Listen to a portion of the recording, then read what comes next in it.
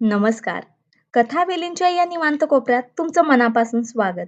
चला तर मग पाहूया आज नवीन कथा. नमस्कार. उंबरठा आणि ती या पुस्तकातल्या तिसऱ्या प्रकरणात एका विवाहित स्त्रीच्या मनात सुरू असलेल्या एका मोठ्या संघर्षाचं चित्रण केलेलं आहे. हा संघर्ष आहे तिच्या दोन घरांमध्ये विभागलेल्या कर्तव्याचा.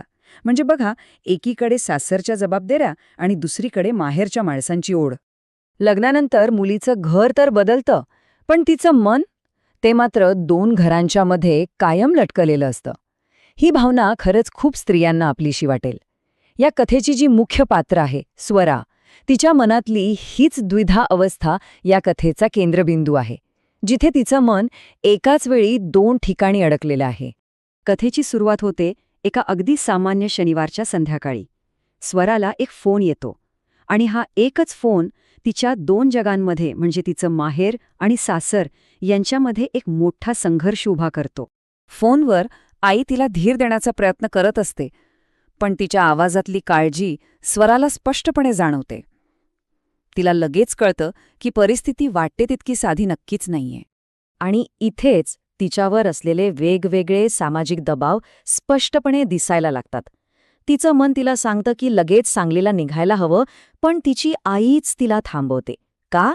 तर सासरची माणसं काय म्हणतील या भीतीने ती तिला जपून पावलं टाकायला सांगते. आता पुढे काय होतं? स्वरा आपल्या पतीशी म्हणजे राजशी याबद्दल बोलण्याचा निर्णय घेते, पण त्यांचं बोलणं तिची सासू ऐकते आणि इथेच तिला एका खोलवर रुजलेल्या सामाजिक धारणेला सामोरं जावं लागतं. सासूबाईंचा दृष्टिकोन समजून घेण्यासाठी आपल्याला परक्याचं धन ही संकल्पना समजून घेणं खूप महत्त्वाचं आहे. ही एक अशी धारणा आहे जी पिढ्यानपिढ्या चालत आली आहे की लग्न झालं की मुलगी पूर्णपणे तिच्या नवऱ्याच्या कुटुंबाची होते. आणि हेच तत्त्व आपल्याला इथे कृतीत उतरलेलं दिसतं.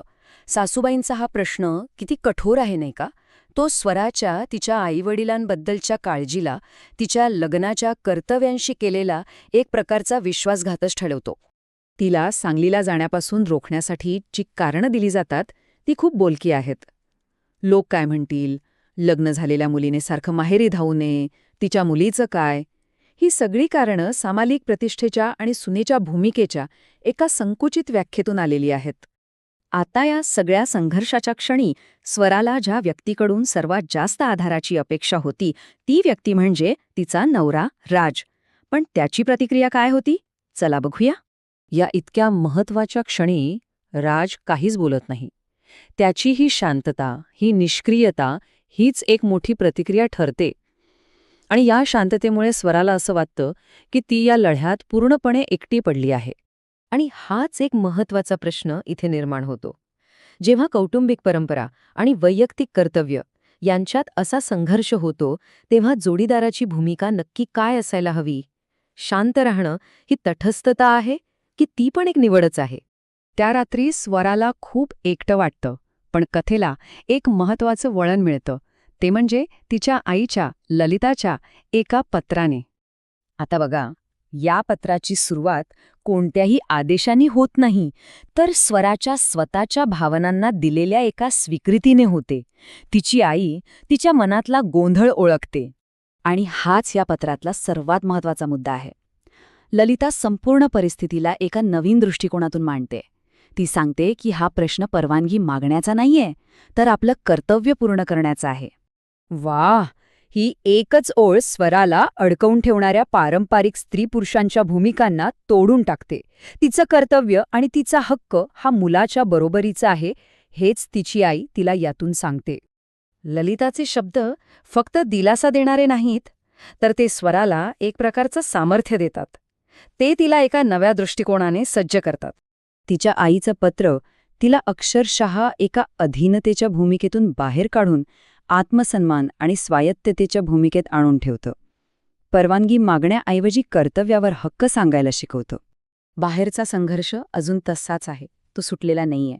पण स्वराच्या आतमध्ये एक मोठं परिवर्तन झालेलं आहे. आता अंतिम निर्णय तिचा स्वतःचा असेल, तिच्या स्वतःच्या अटींवर. आणि हा विचार आपल्याला शेवटी एका महत्वाच्या प्रश्नापाशी आणून सोडतो. जेव्हा वैयक्तिक जबाबदारी आणि सामाजिक अपेक्षा एकमेकांसमोर उभ्या ठाकतात, तेव्हा खरं कर्तव्य नेमकं कुठे असतं? मुलीच्या कर्तव्याला खरंच परवानगीची गरज असते का? चला तर मग तुम्हाला आजचा व्हिडिओ कसा वाटला हे कमेंटमध्ये नक्की सांगा आणि असेच व्हिडिओ पाहण्यासाठी या व्हिडिओला लाईक आणि चॅनेलला सबस्क्राईब नक्की करा. धन्यवाद.